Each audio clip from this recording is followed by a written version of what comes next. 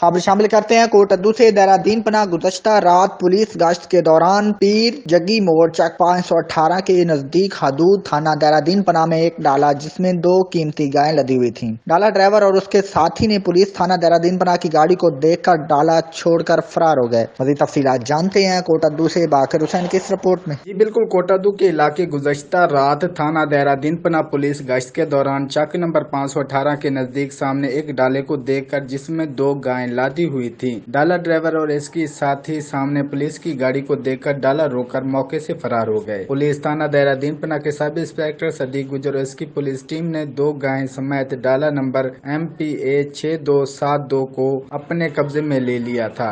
थाना में बंद कर दिया। सदीक गुजर ASI ने नामालूम डाला ड्राइवर और इसके नामालूम साथियों पर मुकदमा दर्ज कर दिया। पुलिस का कहना था कि मजीद तहकीक तफ्तीश जारी है।